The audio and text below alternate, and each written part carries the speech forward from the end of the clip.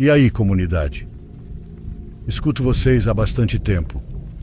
São o meu canal favorito e o da minha namorada. Esta história só é conhecida pela minha família, pela minha namorada e pelos meus amigos mais próximos. Decidi escrevê-la apenas agora, embora já tivesse vontade de fazer isso há muito tempo. Escrevo de um município do estado do Mato Grosso do Sul. Tenho 25 anos e essa história aconteceu quando eu tinha 18, logo após entrar na faculdade. Na época, viajei para a capital do estado para estudar. Quando chegou o período de matrícula, aproveitando que eu demoraria algum tempo resolvendo a documentação, meu pai saiu para procurar um lugar onde eu pudesse morar. Quando terminei o processo, ele me enviou a localização. Havia encontrado uma pensão. Ao chegar, ele me apresentou a uma senhora já bastante idosa. Calculava que tivesse entre 70 e 80 anos. Por respeito, vou chamá-la de Dona Flor. Desde o momento em que a vi, senti muita confiança e ternura por ela. Alguns amigos e amigas que chegaram a conhecê-la concordavam que ela era idêntica à velhinha que batia no Alex, o leão de Madagascar, mas muito magrinha e de baixa estatura. Ela nunca se casou e nunca teve filhos, mas sabíamos que possuía familiares na região central da cidade. Depois de conversar um pouco com ela, voltamos para o nosso município. Ainda faltavam alguns dias para o início das aulas e eventualmente chegou o tão esperado momento. Viajei sozinho para a capital e fui direto para a pensão. Quando desci do táxi, Dona Flor já estava ali para me receber. Ela me disse que estava me esperando. Naquele momento não dei importância a esse pequeno detalhe. Só muito tempo depois, quando comecei a relacionar tudo o que havia acontecido, percebi que ninguém tinha avisado que eu viajaria naquele dia, nem o horário em que chegaria.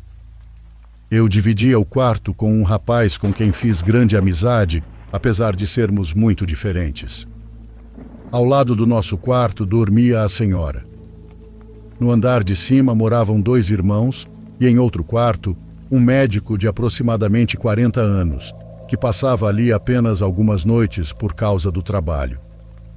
Nos primeiros dias tudo correu bem, até que comecei a notar que Dona Flor saía de casa entre 7 e 8 da noite e só voltava muito tarde, sempre depois das 3 da madrugada.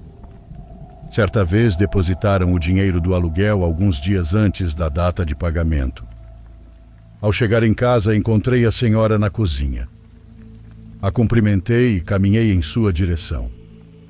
Antes que eu dissesse qualquer coisa, ela perguntou: "Você vai me pagar o aluguel, não vai?" Nem pensei muito na pergunta.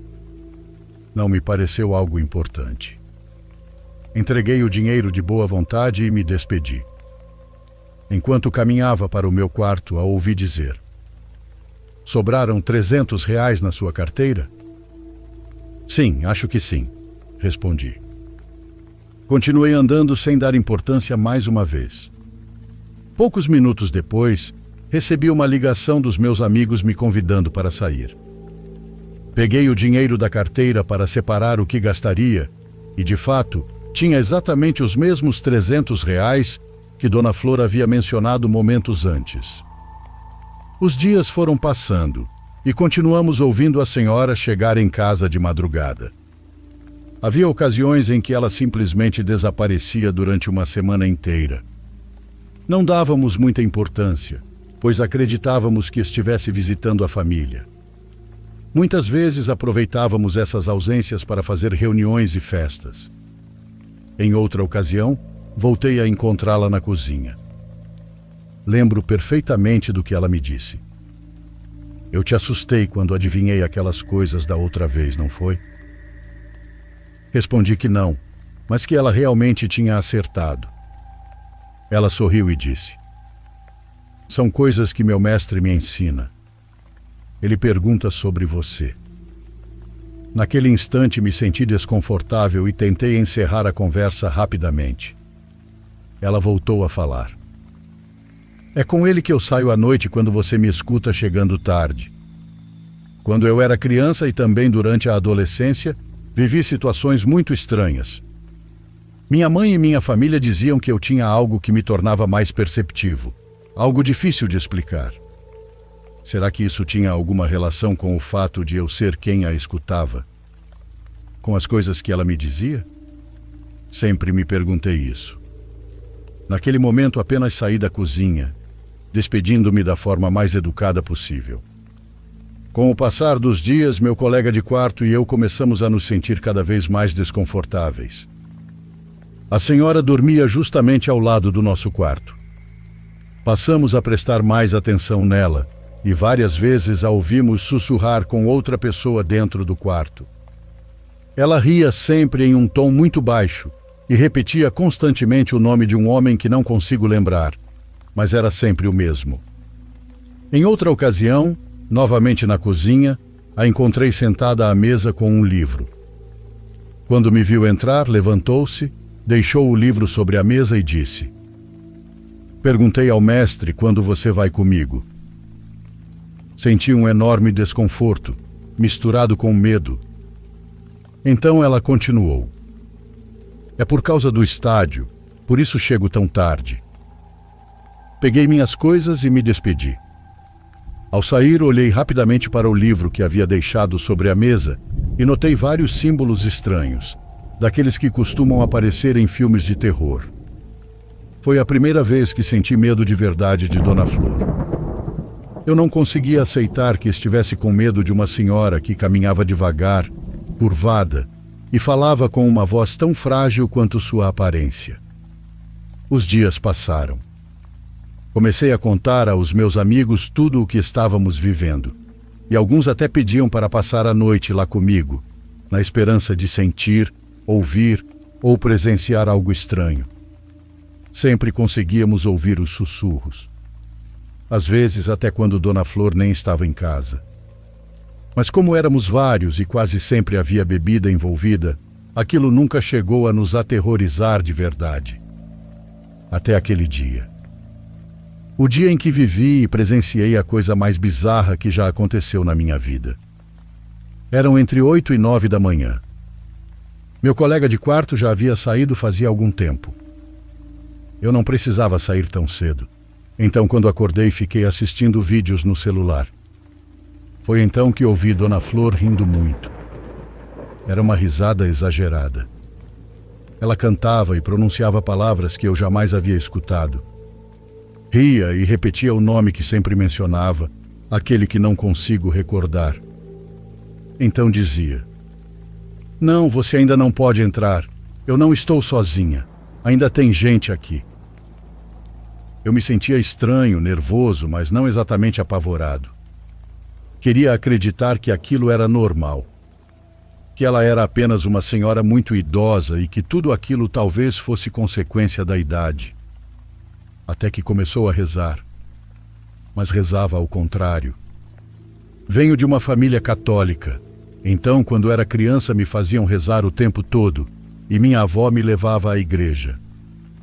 Conforme cresci, me afastei um pouco da religião, mas nunca perdi a fé em Deus. Por isso eu tinha certeza.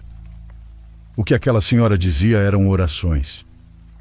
Mas eu percebia claramente que ela as recitava ao contrário. Perguntei se estava tudo bem. Não houve resposta. Perguntei de novo. E de novo. Até que praticamente comecei a gritar: "A senhora está bem?" Então a ouvi rir.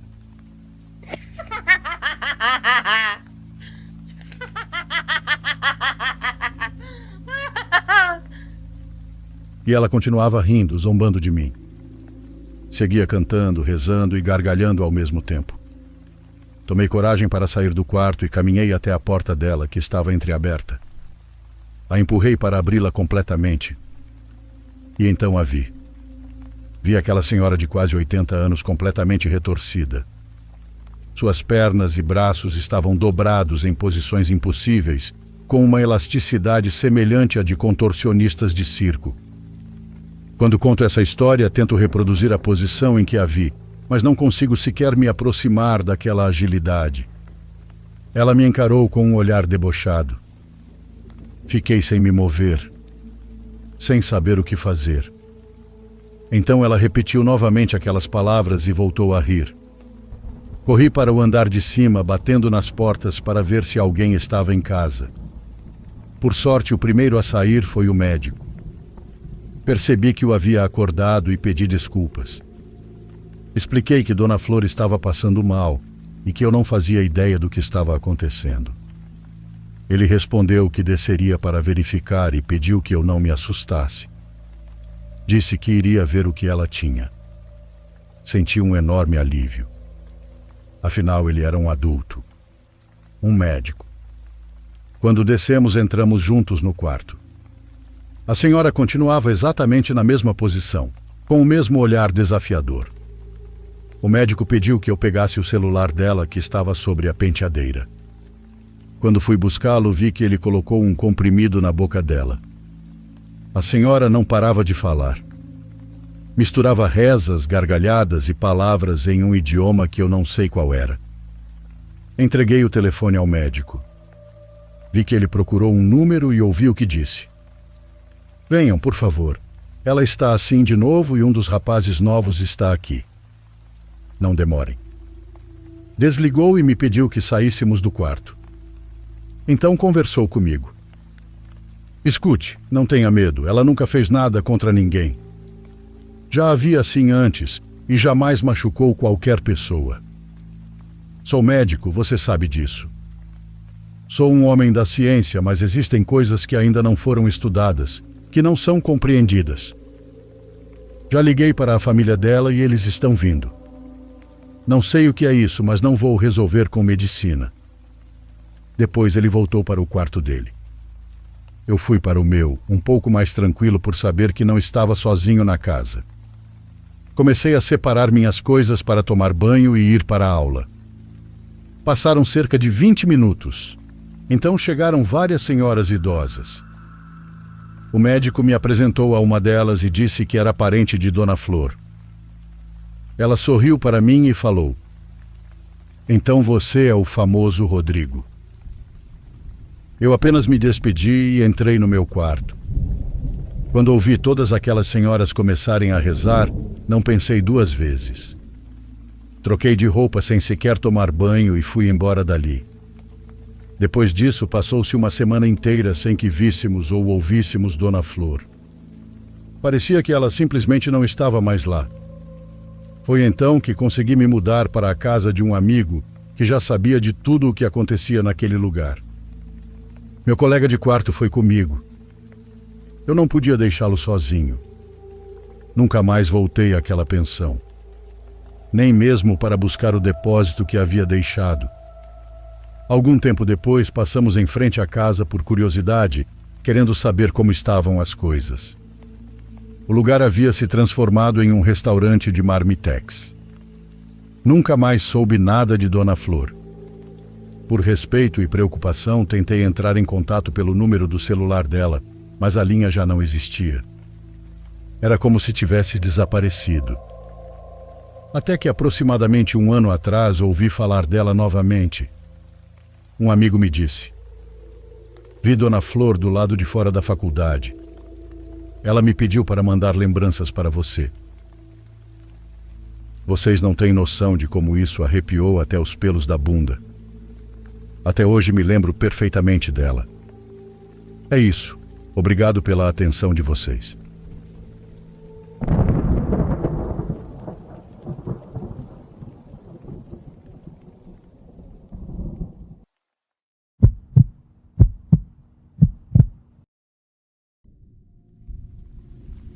A história que estou prestes a compartilhar é profundamente perturbadora, ainda mais agora, quando volto a pensar naquela noite. Não me lembro exatamente há quantos anos isso aconteceu, mas foi quando abandonei meu trabalho na Colômbia para morar com meus pais nos Estados Unidos. Se tivesse que chutar, diria que foi há cerca de 10 anos.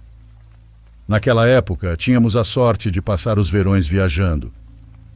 Eu havia herdado um motorhome do meu pai, então aproveitávamos para cruzar o país e conhecer diferentes lugares e paisagens dos estados americanos. Éramos eu, minha esposa Raquel e nossos 2 filhos, cujos nomes prefiro não mencionar. Durante uma dessas viagens, decidimos ficar alguns dias em um camping.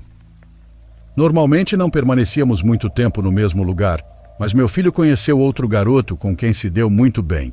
Então resolvemos prolongar a estadia para que eles pudessem brincar juntos. Apesar de ser um camping, o local era extremamente isolado, o que para nós era ótimo. Havia uma grande área comunitária no centro do acampamento, onde as pessoas podiam se reunir se quisessem. No entanto, as áreas destinadas aos campistas ficavam espalhadas por uma enorme extensão de terra. A região era cercada por florestas, montanhas, grandes campos abertos e vários rios. Durante o dia passávamos bastante tempo na área comunitária por causa das crianças. À noite, porém, retornávamos ao nosso canto isolado em meio à natureza. Ali era onde ninguém nos incomodava, o que era ideal por vários motivos. Um dos motivos pelos quais eu não gostava de ficar perto de outras pessoas era meu péssimo hábito de fumar cigarros. Eu sei que muita gente odeia o cheiro, inclusive meus filhos. Na época dessa história, meus filhos acreditavam que eu já tinha parado de fumar, mas a verdade é que eu ainda não havia conseguido largar o vício. Independentemente de onde estacionássemos o motorhome para passar a noite, eu sempre esperava as crianças adormecerem e saía escondido para fumar. Era um hábito nojento, agravado pelo fato de eu precisar escondê-lo. Eu me sentia como se estivesse fazendo algo ilegal. Como estávamos em um camping oficial onde fumar era proibido, eu precisava garantir que estivesse longe da vista dos outros hóspedes. Normalmente eu aproveitava esse momento para fazer uma caminhada noturna. Era meu tempo para pensar, refletir e meditar na vida. Passei a vida inteira ouvindo sermões sobre como é perigoso caminhar sozinho à noite em áreas de mata, mas faço isso desde que me lembro. Nunca me afastava muito do acampamento e sempre prestava atenção ao ambiente ao meu redor para não me perder. Como já estávamos naquele camping havia alguns dias, eu já tinha definido o trajeto das minhas caminhadas noturnas. Na primeira noite em que nos hospedamos ali, encontrei uma espécie de mirante natural que dava vista para uma imensidão de árvores que se estendia até onde os olhos alcançavam. Naquela primeira noite, acredito que fiquei sentado ali por mais de 1 hora, apenas pensando. Acabei transformando aquele lugar no meu ponto oficial para fumar durante toda a estadia. A caminhada até o motorhome levava cerca de 15 minutos, o que talvez pareça bastante para algumas pessoas, mas para mim não era nada demais. Certa noite, enquanto estava sentado naquele local, perdido em pensamentos, comecei a ouvir um som estranho. No início, achei que estivesse imaginando coisas. Às vezes, quando você mergulha demais nos próprios pensamentos, começa a se distrair ou confundir algumas percepções. Mas não era esse o caso. O som parecia uma pulsação. Se você fizer com a boca um som contínuo de uau, uau, uau, era algo muito parecido com aquilo. Não era um som natural, muito menos algo que se esperaria ouvir no meio da floresta. Me levantei da borda do mirante e entrei novamente na mata, tentando encontrar a origem daquele ruído. Era um som tão estranho para aquele ambiente, especialmente naquele horário avançado da noite. Também posso afirmar com absoluta certeza que não era um animal. Passei a vida inteira acampando e nunca ouvi ou soube da existência de um animal que produzisse um som daquele tipo. Provavelmente eu deveria ter ignorado aquilo, mas não consegui. À medida que avançava pela floresta, tinha a sensação de estar me aproximando da fonte do som. Ele ficava cada vez mais alto. Então, justamente quando tive a impressão de que estava bem à minha frente, o som simplesmente parou. Olhei ao redor, mas não consegui ver nada, principalmente porque a floresta estava muito escura. Não foi apenas aquele ruído pulsante que desapareceu. Percebi que todos os sons tinham desaparecido. O vento já não balançava as árvores, e os insetos haviam parado de fazer qualquer ruído. O silêncio era tão absoluto que parecia possível ouvir um alfinete cair. Fiquei tentando entender como todos os sons da floresta haviam simplesmente sido silenciados. Então, naquele silêncio, ouvi algo se mover atrás de mim. Me virei rapidamente e examinei a área da melhor forma que pude na escuridão. A cerca de 3 metros de distância, havia algo que parecia ser uma figura alta e extremamente magra. Fiquei parado e forcei a vista. Não conseguia distinguir exatamente o que era. Embora tivesse aparência humana, pensei comigo mesmo que não havia como uma pessoa estar ali, por mais ignorante que isso possa soar. Fiz um pequeno movimento na direção daquilo. Não foi sequer um passo completo. A figura se sobressaltou. Eu dei um salto para trás, tomado pelo choque. Aquilo foi toda a confirmação de que eu precisava para saber que realmente havia algo parado ali. É aqui que a história fica insana. E até hoje tenho dificuldade para acreditar no que vivi. Comecei a focar melhor meus olhos naquela silhueta escura. Ela claramente estava apoiada sobre 2 pernas, e quando digo que era alta, quero dizer extremamente alta. Devia ter mais de 2 metros de altura. Ficamos nos encarando por alguns segundos. Nenhum de nós se moveu. Quando decidi dar outro pequeno passo em sua direção, ela reagiu novamente. Desta vez, moveu-se de uma forma tão estranha que parecia estar assumindo uma posição pronta para me atacar. Foram apenas alguns segundos, mas tive a impressão de ver um leve reflexo da luz da lua em seus olhos. Aquilo tinha olhos grandes, ou pelo menos acho que eram olhos. Eu mal conseguia enxergar seus detalhes devido à escuridão. Não conseguia identificar exatamente o que estava olhando. Não conhecia nenhum animal com aquela estrutura física. Nenhum animal que andasse sobre 2 pernas daquela maneira. E eu tinha passado a vida inteira em florestas. Não queria me mover novamente porque não sabia se aquela coisa iria correr na minha direção. Ela permanecia em uma postura levemente curvada. Parecia que eu estava ali há uma eternidade. Não dei mais nenhum passo, mas comecei a inclinar lentamente meu corpo em direção àquilo. Aquilo deve ter percebido, porque de repente emitiu um dos sons mais estranhos que já ouvi na vida e disparou mata adentro. Caí para trás no chão, assustado pela velocidade daquele movimento. Levantei imediatamente e corri até o local para onde aquele ser havia fugido. Mas fosse lá o que fosse, já tinha desaparecido completamente. Não ouvi nenhum som de movimentação e não consegui avistar a figura alta em lugar algum. Permaneci naquela área por mais alguns minutos, esperando que voltasse. Depois de algum tempo, comecei a ouvir novamente o vento passando pelas árvores. Era como se a floresta tivesse voltado à vida. Quando finalmente percebi que aquela coisa não retornaria, resolvi voltar para o motorhome. Minha esposa estava furiosa. Ela acreditava que algo tinha acontecido comigo porque, segundo ela, eu havia desaparecido por várias horas. Quando ouvi aquilo, comecei a rir. Na minha cabeça, eu não tinha ficado fora nem por 1 hora. Então peguei o celular para verificar. E ela estava certa. Eu não tinha qualquer lembrança de ter perdido tanto tempo. Aquilo me assustou imediatamente. Por um momento pensei que talvez tivesse batido a cabeça ou sofrido algum acidente, mas não acho que tenha sido isso. Contei para ela o que havia visto na floresta. No começo, Raquel pareceu cética. Depois, pareceu assustada. Eu não sou o tipo de pessoa que faz brincadeiras, especialmente com minha esposa.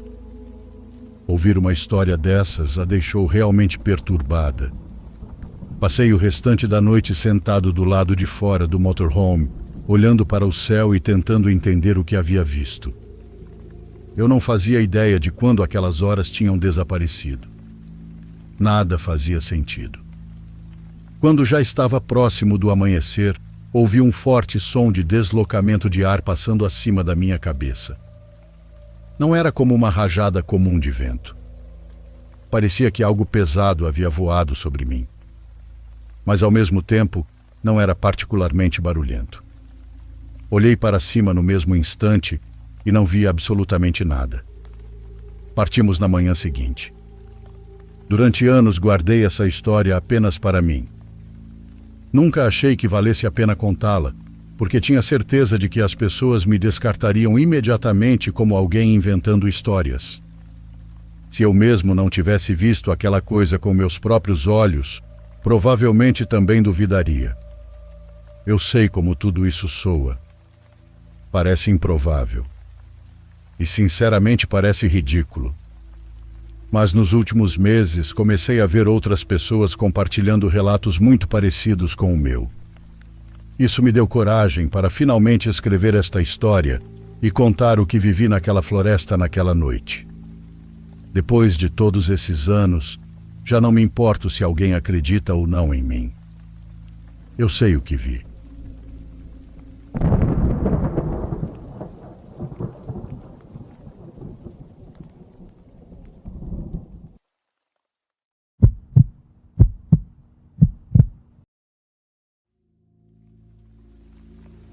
Antes de tudo, quero agradecer pelos vídeos diários, que estão cada vez mais interessantes. Meu nome é Helena e dirijo com frequência por motivos de trabalho e também por questões familiares. Por isso, estradas longas durante a noite não são algo que me cause ansiedade. Elas fazem parte da minha rotina há anos e eu as conheço muito bem. O que vou contar aconteceu em uma dessas rotas pouco movimentadas perto de Diamantina, em um trecho que eu já havia percorrido várias vezes e que não tinha nada de desconhecido para mim. E o que faz com que eu ainda tenha dificuldade em processar tudo isso é justamente esse detalhe. Não foi algo dramático nem assustador no momento. Pelo contrário, pareceu completamente normal. Tão normal que levei dias para perceber que aquilo não deveria ter sido possível. Já era tarde da noite. Eu estava há várias horas ao volante e o marcador de combustível tinha chegado a um ponto em que já não podia mais ser ignorado. Ao longe avistei um posto de gasolina iluminado por luzes alaranjadas. Era aquela iluminação quente, típica de postos que estão no mesmo lugar há muito tempo e que nunca modernizaram o sistema de iluminação. Achei estranho não me lembrar daquele posto de viagens anteriores por aquele trecho, mas não dei importância.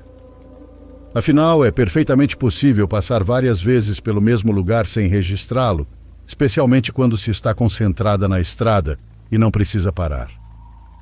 Entrei no posto, abasteci o carro e aproveitei para tomar um chá, já que ainda tinha um bom caminho pela frente. O lugar parecia antigo, mas funcionava normalmente. Tinha aquela atmosfera característica de estabelecimentos que carregam muita história. Móveis que já não são mais fabricados, cartazes de marcas que há muito tempo desapareceram do cotidiano, detalhes que naquele momento pareciam apenas pitorescos e não algo digno de atenção especial. Não havia outros clientes, ou talvez houvesse poucos. Não me lembro exatamente. A funcionária era uma senhora idosa, tranquila, com aquela simpatia direta de quem passou muitos anos atendendo viajantes. Tentei pagar por transferência usando o celular, mas ela deu uma risada e disse que aceitava apenas dinheiro em espécie. Enquanto contava as notas, perguntou para onde eu estava indo. Quando mencionei meu destino, ela me recomendou evitar o trecho principal. Disse que mais à frente havia áreas com muitas curvas e que acidentes tinham ocorrido recentemente por lá. Em seguida sugeriu uma rota alternativa. Suas instruções eram extremamente precisas. Indicou pontos de referência específicos, cruzamentos e detalhes que só alguém muito familiarizado com a região seria capaz de fornecer. Agradeci e segui viagem. A rota alternativa funcionou perfeitamente. Cheguei ao meu destino sem nenhum problema e até um pouco antes do horário previsto. Naquela noite pensei que tinha tido sorte de parar justamente naquele posto e encontrar uma pessoa tão prestativa. Na manhã seguinte, enquanto tomava café da manhã, resolvi procurar o posto na internet para deixar uma avaliação positiva. O atendimento tinha sido exatamente o tipo de ajuda que qualquer motorista agradece receber na estrada. Pesquisei pelo nome que eu lembrava, mas não encontrei nada. Depois tentei localizar o posto pela região aproximada onde me recordava de tê-lo visto, mas também não encontrei resultado algum. Abri o Google Maps e percorri visualmente todo aquele trecho, procurando o ícone de uma estação de serviço. Não havia nada, apenas a estrada e vegetação dos dois lados. Pensei que talvez estivesse confundindo o nome ou a localização exata. Então comecei a pesquisar todos os postos da área, um por um. Nenhum deles correspondia ao lugar onde eu havia parado. Conversei então com um amigo que percorre aquela mesma rota há anos por causa do trabalho. Descrevi o posto com o máximo de detalhes que conseguia lembrar. Falei da iluminação alaranjada, da estrutura do lugar e da região aproximada onde ele estaria localizado. Ele me respondeu que naquele trecho nunca existiu um posto de gasolina. Disse ainda que o posto mais próximo naquela direção ficava a mais de 40 quilômetros do local onde eu afirmava ter parado. Segundo ele, conhecia aquela estrada melhor do que muitas outras coisas em sua vida e tinha absoluta certeza do que estava dizendo. Comecei a acreditar que eu estava enganada quanto à localização exata.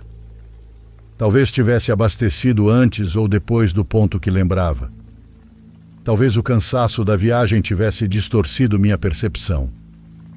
Mas então verifiquei o comprovante. O recibo do pagamento existia. No entanto, o nome do estabelecimento aparecia como uma sequência de símbolos que não eram letras nem números reconhecíveis. Não se pareciam com nenhum sistema de escrita que eu fosse capaz de identificar. Imaginei que pudesse ser apenas um erro de impressão ou algum problema técnico da máquina de pagamento. Meses depois, percorri novamente aquela estrada de forma intencional, procurando pelo posto. Passei pelo mesmo trecho durante o dia e durante a noite, várias vezes. Ele nunca voltou a aparecer. Não encontrei nenhuma estrutura que correspondesse ao que eu lembrava. Nenhum espaço entre a vegetação onde ele pudesse ter existido. Nenhum indício de que, em algum momento, houvesse ou tivesse havido uma estação de serviço naquele lugar. Esse é um fato verificável, e a senhora idosa me deu orientações precisas e corretas, que me fizeram economizar tempo e talvez até evitar algo pior. Até hoje não sei quem era aquela mulher, nem onde realmente ficava aquele posto de gasolina, nem porque ele nunca mais apareceu quando tentei encontrá-lo. Existe algo nessa combinação de fatos que me impede de dar uma definição exata ao que aconteceu.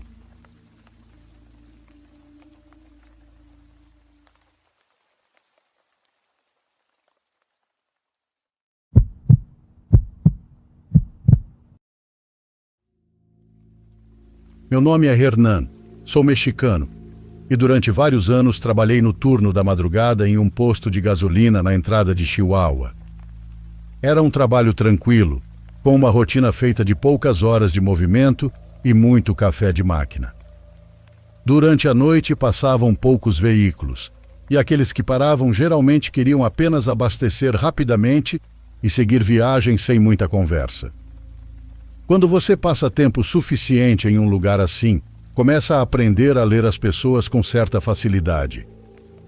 Falo daquele caminhoneiro que está há horas ao volante e precisa de 5 minutos de conversa para se manter acordado. O viajante que está com pressa e não quer trocar mais palavras do que o necessário. Ou aquele que chega nervoso sem motivo aparente. Você desenvolve essa percepção sem nem perceber, como mais uma ferramenta do trabalho. Mas o que aconteceu naquela terça-feira, por volta de 00:30, é algo de que me lembro até hoje. Vi uma caminhonete cinza entrar pela estrada, e a primeira coisa que me chamou a atenção, antes mesmo de o motorista descer ou dizer qualquer palavra, foi o lugar onde ele decidiu estacionar. Ele não se aproximou diretamente das bombas de combustível, como qualquer pessoa que chega para abastecer. Em vez disso, parou em uma área lateral do terreno, um setor onde a iluminação era mais fraca e onde as câmeras de segurança tinham cobertura limitada. Se não estou enganado, era porque uma das colunas da cobertura bloqueava parcialmente o ângulo de visão. Não era um local proibido nem impossível de usar, mas também não era o lugar natural para alguém que simplesmente precisava encher o tanque. Do veículo desceu um homem de cerca de 50 anos, vestido com roupas de trabalho e com a expressão cansada de alguém que estava dirigindo havia horas. Ele pediu tanque cheio e 2 garrafas de água. Pagou em dinheiro, sem tentar puxar conversa nem fazer perguntas sobre a estrada, o clima ou qualquer outro assunto que viajantes noturnos costumam comentar. Era educado, mas distante. Enquanto eu começava a abastecer, ouvi a primeira batida. Veio da parte traseira da caminhonete. Foi um som perfeitamente identificável. Depois houve alguns segundos de silêncio e, em seguida, mais 2 batidas, separadas uma da outra, como se alguém estivesse batendo devagar e esperando uma resposta após cada tentativa. Olhei para o motorista. Ele estava de costas para mim, observando a estrada com os braços cruzados e a postura relaxada de alguém que não tinha pressa alguma. O barulho voltou a ser ouvido, desta vez mais forte.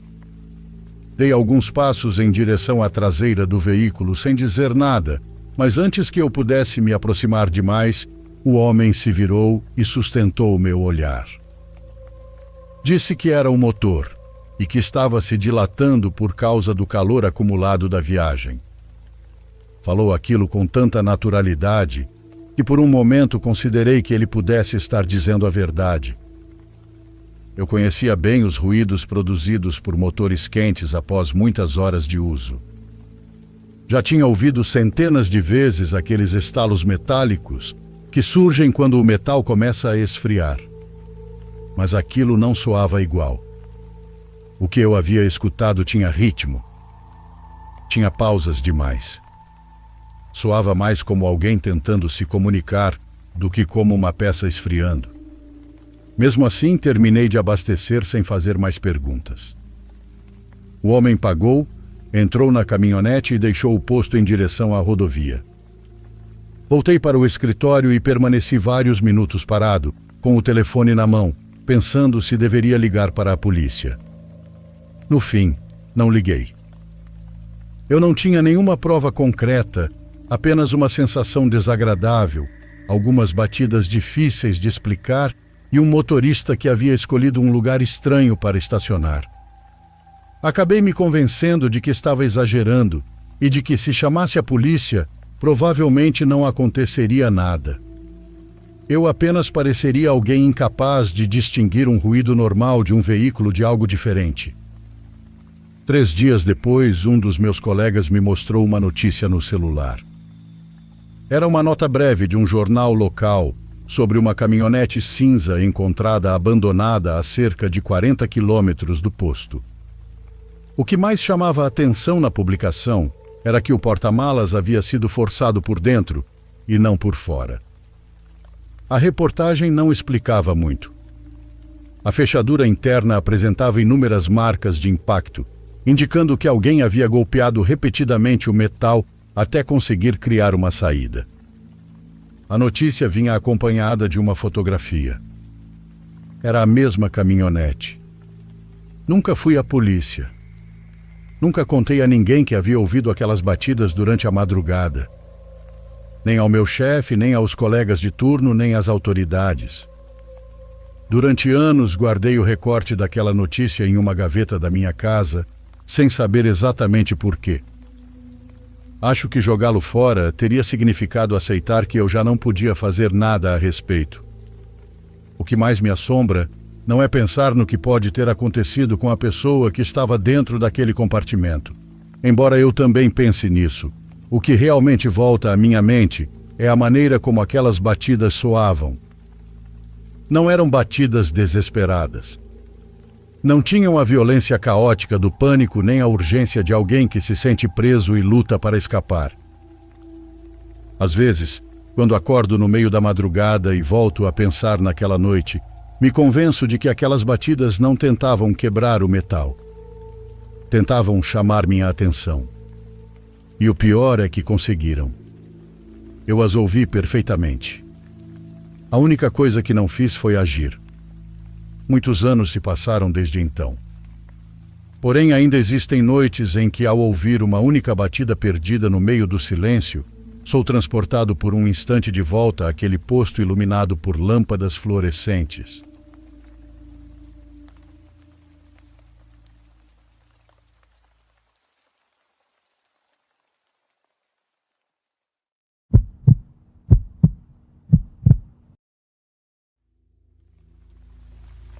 Meu avô, quando era jovem, trabalhou por um tempo como vigia no cemitério do seu povoado.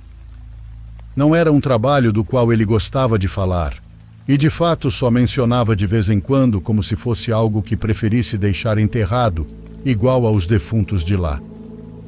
O cemitério ficava nos arredores, onde terminava a última rua de casas e começava o silêncio. Era um lugar simples, com algumas covas de terra com cruzes de madeira, outras com lápides de pedra e cruzes de ferro. Durante o dia as pessoas iam e vinham, mas à noite, quando fechavam os portões, o silêncio era diferente. Ele dizia que o contratavam principalmente nas épocas em que mais gente visitava, porque nunca foi um emprego fixo. Ia mais quando havia enterros de pessoas melhorzinhas de vida, temendo que alguém tentasse abrir uma cova para tirar o que tivesse sido enterrado junto com o falecido. Eram tempos difíceis e havia gente sem medo de fazer esse tipo de coisa. Meu avô tinha um pedaço de ferro na pequena casinha do vigia, logo na entrada. Deram a ele uma lamparina a óleo, um facão e um apito. Isso era tudo. E nunca aconteceu nada fora do comum, até uma noite de chuva. Ele dizia que estava deitado, ouvindo a água bater no telhado, quando escutou passos bem nítidos. No começo achou que era ilusão, mas eles estavam lá, passos sobre a brita molhada, lentos e arrastados. Então voltou a ouvi-los mais perto. Levantou-se, pegou a lamparina e saiu. No meio da chuva viu a silhueta de um homem, encurvado, carregando um saco nas costas. O saco se mexeu um pouco, como se houvesse algo vivo dentro. Meu avô pensou que fosse um ladrão, alguém que tinha entrado para roubar. Ele gritou, mas o homem continuou andando em linha reta, como se não tivesse escutado. Então ele o seguiu entre as cruzes e as lápides. O homem chegou até uma cova aberta, recém-cavada, e foi quando meu avô viu com clareza que o que carregava no saco não era objetos. Era um corpo humano que se dobrava a cada movimento. O homem tirou-o do ombro e, sem esforço algum, colocou dentro da cova. Depois começou a cobri-lo com terra, como se tivesse estado esperando exatamente por aquele momento. Meu avô sentiu um arrepio e ia dar um passo à frente, mas nesse instante o homem levantou a cabeça e, mesmo com a luz fraca da lamparina, jurava que o que tinha diante de si não era um rosto comum. Era pálido, sem expressão, como uma máscara do que um dia foi humano. Ele não soube dizer se deixou a lamparina cair ou se ainda a segurava na mão, só sabe que correu. Foi até o povoado procurar um policial, o acordou e voltaram juntos, dispostos a verificar de novo, agora com a arma do policial e uma lanterna mais forte. Entraram no cemitério e foram direto à cova. A terra estava intacta, nivelada, coberta pela chuva. Nada além disso. Não havia sinal de que alguém tivesse mexido ali, nem de que aquilo que meu avô tinha visto claramente tivesse acontecido. Revistaram os arredores, buscaram pegadas, mas não havia nada, só a água caindo e a lama que já começava a se formar nos corredores. O policial, meio irritado, disse que ele provavelmente tinha adormecido e sonhado tudo, mas meu avô nunca acreditou que fosse sonho. Ele dizia que ainda lembrava do som do corpo caindo dentro da cova. Naquela noite ele não voltou a se deitar e ficou sentado ali com o facão na mão até o amanhecer. Pouco depois deixou o trabalho e nunca contou exatamente por quê, pois tinha vergonha de admitir. Mas foi por causa do que aconteceu naquela noite da visão daquele homem carregando um corpo sob a chuva. Quando contava a história, sempre ficava em silêncio no final, como se esperasse que alguém lhe perguntasse algo, mas ninguém perguntava. Porque se o que ele viu não foi um ladrão nem um homem vivo, então só restava pensar que tinha presenciado algo que já não pertencia a este mundo.